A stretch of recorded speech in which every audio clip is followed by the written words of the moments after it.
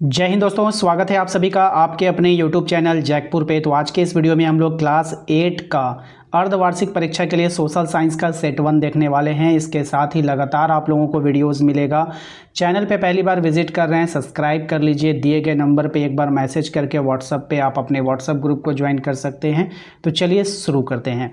देखिए, सबसे पहला सवाल आपके स्क्रीन पर आ चुका है। कह रहा है कि भारतीय राष्ट्रीय अभिलेखागार की स्थापना कब की गई थी।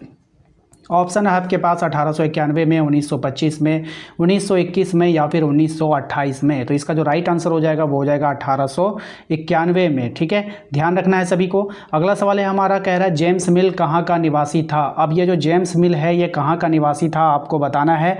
जेम्स मिल जो था वो स्कॉटलैंड का निवासी था। कहाँ का निवासी था? स्कॉटलैंड का निवासी था।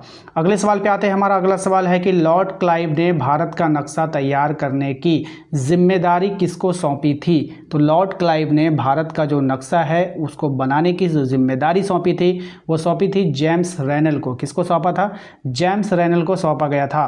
क्वेश्चन नंबर आते हैं 4 पे। इसमें कहा गया है कि अभिलेखों को सुंदर ढंग से लिखने वाले क्या कहलाते हैं। तो ये जो कहलाते हैं ये कहलाते हैं खुशनवीश। क्या कहलाते हैं? खुशनवीश कहलाते हैं। ऑप्शन नंबर क हो जाएगा। अगले सवाल पे आते हैं। क्वेश्चन नंबर 5 में कहा गया है कि भारत का अंतिम वायसराय कौन था। तो भारत का जो अंतिम वायसराय था वो था आपका लॉर्ड माउंटबेटन। ऑप्शन नंबर ग इसका करेक्ट आंसर हो जाएगा। क्वेश्चन नंबर आते हैं 6 पे। इसमें कहा गया है अंग्रेज़ों के द्वारा स्थापित भारतीय राष्ट्रीय अभिलेखागार कहाँ बनाया गया। तो अंग्रेज़ों के द्वारा स्थापित राष्ट्रीय अभिलेखागार जो बनाया गया वो कोलकाता में बनाया गया। ऑप्शन नंबर क इसका राइट आंसर हो जाएगा। क्वेश्चन नंबर आते हैं 7 पे। इसमें कहा गया है कि स्वतंत्रता प्राप्ति के बाद भारत की प्रथम जनगणना कब की गई थी। तो स्वतंत्रता प्राप्ति के बाद भारत की जो प्रथम जनगणना की गई वो 1951 में किया गया था। ध्यान में रखना है सभी को। अगले सवाल पे आते हैं। क्वेश्चन नंबर 8 पे। इसमें कहा गया है कि भारत की प्रथम वायसराय कौन थे। तो भारत का जो प्रथम वायसराय था वो था लॉर्ड डलहौजी। कौन था? लॉर्ड डलहौजी था, याद रखना है। क्वेश्चन नंबर आते हैं 9 पे। इसमें कहा गया है कि विश्व का पहला अधिक जनसंख्या वाला देश कौन सा है 2011 के जनगणना के अनुसार। देखिए, विश्व का जो पहला अधिक जनसंख्या वाला अगर 2011 की जनगणना के अनुसार बोलेगा तो वो आपका चाइना होगा, यानी कि चीन होगा। लेकिन अगर 2011 ना बोल के 2025 के अकॉर्डिंग अगर आपसे पूछा जाएगा तो भारत हो जाएगा, क्योंकि अभी भारत की जनसंख्या चीन से भी आगे जा चुकी है। क्वेश्चन नंबर आते हैं 10 पे। क्वेश्चन नंबर 10 में कहा गया है कि विश्व का दूसरा अधिक जनसंख्या वाला देश कौन सा है। तो देखिए, पहले दूसरा भारत था। अगर 11 के अनुसार अगर आपसे पूछा जाएगा, अगर यहाँ पे 2011 लिख देगा तब हमारा दूसरे स्थान पे भारत आएगा, वरना अभी भारत हमारा पहले स्थान पे है, दूसरे स्थान पे चाइना चला गया है। तो इसको आप लोगों को ध्यान में रखनी है। इसके बाद देखिए फिल इन द ब्लैंक्स। यहाँ से भी क्वेश्चन आपके ऑब्जेक्टिव बनाकर पूछे जा सकते हैं। तो आप लोगों को करना क्या है कि इस फिल इन द ब्लैंक्स को भी अच्छे से ध्यान में रख करके पढ़ना है और पढ़कर जाना है। तो देखिए, यहाँ पर आपसे बोला गया है कि भारत एक विशाल डैश विस्तार वाला देश है। तो भारत एक भौगोलिक, क्या भराएगा यहाँ पे? भौगोलिक। ध्यान रखिएगा, यहाँ पे आप लोगों को भौगोलिक भरना है। ठीक है, आइए नेक्स्ट आपसे बोला है क्वेश्चन नंबर 20 में भारत का क्षेत्रफल डैश वर्ग किलोमीटर है। तो भारत का क्षेत्रफल 32.8 लाख।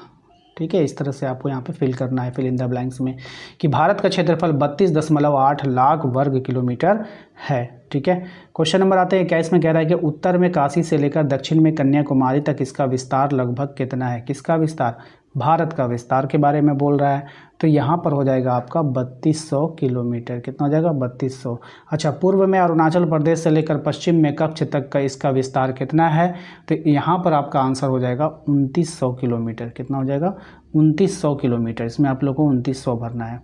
क्वेश्चन नंबर आते हैं 23 पे। इसमें कहा गया है कि भारत के पहले गवर्नर डैश थे। तो भारत के जो पहले गवर्नर थे वो कौन थे? Warren Hastings. कौन थे? वॉरेन लिखिएगा, उसके बाद लिखिएगा, आपको लिखना पड़ेगा हेस्टिंग्स। ठीक है, इस तरह से आपको हेस्टिंग्स यहाँ पे लिखना है। ठीक है, हेस्टिंग्स, वॉरेन हेस्टिंग्स यहाँ पे आप लिख लेना है। उसके बाद है आपका पहले के लोगों में ये धारणा बनी रहती थी कि इतिहास एक डैश का विषय है। इतिहास एक डैश का विषय है, यानी कि रटने वाला विषय है। यहाँ पर आपका रटने वाला, यहाँ पे भराएगा रटने वाला, ठीक है, यहाँ पे भर लीजिएगा रटने वाला। इतिहास को सामान्यतः डैश काल खंडों में बांटा गया है। तो इतिहास को जो बांटा गया है वो कितने काल खंडों में बांटा गया है, ये आपको यहाँ पर बतानी है। तो इतिहास को सामान्यतः जो है हम लोग कितने कालखंडों में बांटते हैं, तो 3 कालखंडों में बांटते हैं। इसको ध्यान में रखना है, इतिहास को हम लोग सामान्यतः 3 कालखंडों में बांटते हैं। तो यहाँ पर आपको 3 भर लीजिएगा। कह रहा है कि इतिहास में डैश का महत्व होता है। तो इतिहास में किसका, तो तिथियों का महत्व होता है, यानी कि डेट।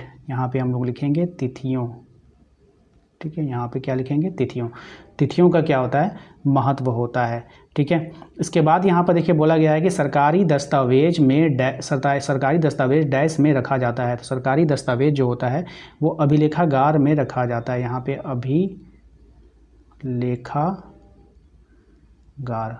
अभिलेखागार में यहाँ पर रखा जाता है। तो ये आपको यहाँ पे भर लेना है। भारत का अंतिम गवर्नर जनरल डैश थे। तो भारत के थे सी राजगोपालचारी। तो पहले लिखना है आपको सी, फिर लिखना है आपको राजगोपालचारी, सी राजगोपालचारी, यहाँ पर आपका फिल होगा। तो इस तरह से जो है आप लोगों का टोटल जो यहाँ पर जो है कंप्लीट हो जाएगा ऑब्जेक्टिव इस चैप्टर का। तो दोस्तों आशा करते हैं कि आप लोगों को आज का ये वीडियो पसंद आया होगा। वीडियो अच्छा लगा है तो प्लीज़ वीडियो को लाइक करना है।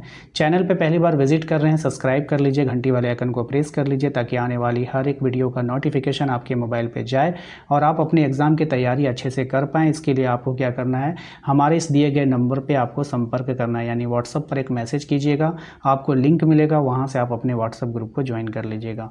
मिलते हैं नेक्स्ट अगले वीडियो में। Thank you.